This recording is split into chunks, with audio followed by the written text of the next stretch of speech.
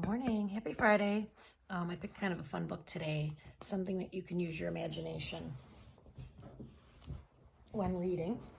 I thought this would be something different and a good way to end the week. It's called The Way Back Home. And it's kind of about sometimes when your parents ask you to do things and you get distracted and you don't complete it. How can that happen? Title page. Because I'm sure when your parents ask you to do things, you always do it the first time, right? All right. Once there was a boy.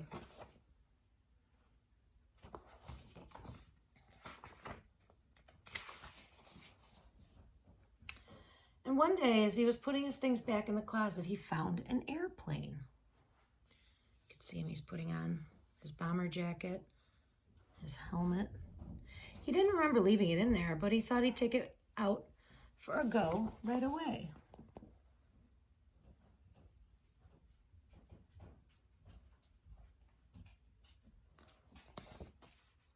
Oh, there's my doggy. Hi, Brady.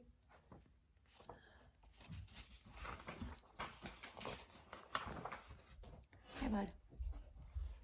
The plane lifted off the ground and up into the sky, higher and higher and higher.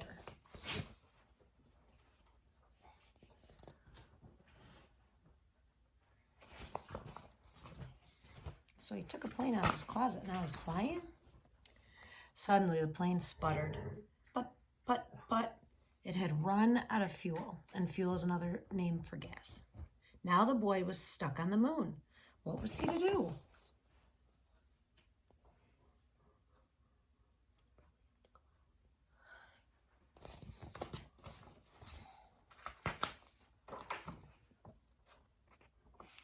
He was all alone and afraid, and soon his flashlight began to go out.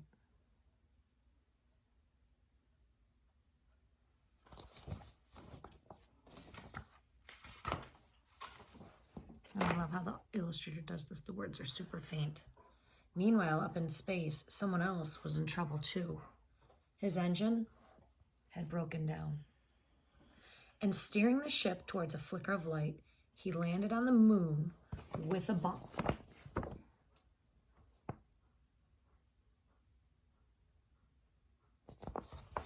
So we have two ships in trouble, a plane and a ship. The boy heard noises. The Martian heard noises. Both feared the worst.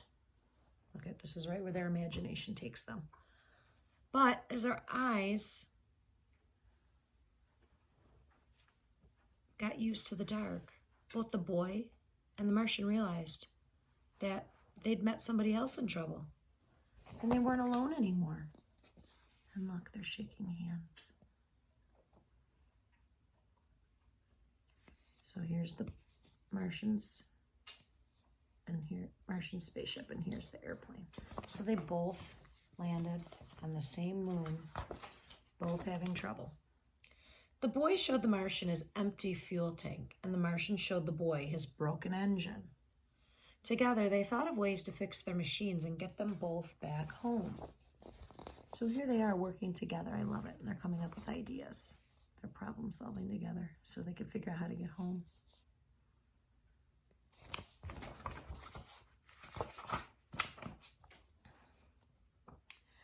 As the Earth was the nearest, the boy went first. Down he jumped right into the sea. And he swam towards home. And there's a sign in the middle of the ocean pointing to home. So if you see this sign and it's in the middle of the ocean pointing him which way to go, do you think this book is real or make-believe?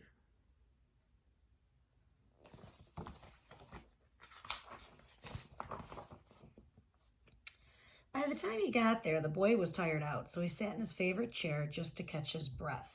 His favorite program was just starting, and he settled down to watch. So here he is. He's got his bowl of popcorn. He's watching his TV show, taking a rest. And here's his friend all alone.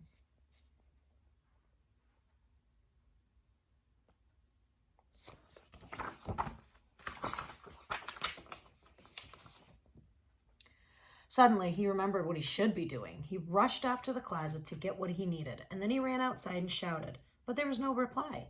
He could not be heard. So the boy climbed to higher ground, called again, and waited. So here he went home to get help, and he got distracted again. But he's back on track. This time, a rope was lowered. Look at that. In the middle of nowhere, a rope hanging down from the sky. The boy began to climb, and the Martian began to pull. And soon, the boy was back on the moon. So here his friend lowered down a rope for him.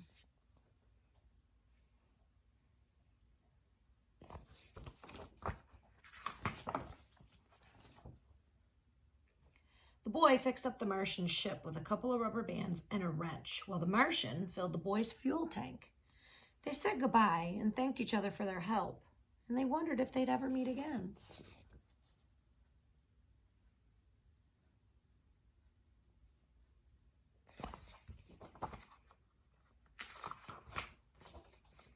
After a long and tiring night, they were both finally off the moon. The boy went one way, and the Martian went another, both on their way back home.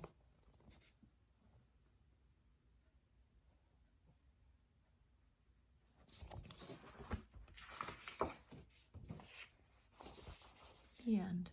And here the boy's getting a package delivered, a walkie-talkie in it, and someone saying, "Hello, hello, I wonder who would have sent that." Good job. So the way back home, love this story. Don't get distracted when your parents ask you to do things. All right, see you next week.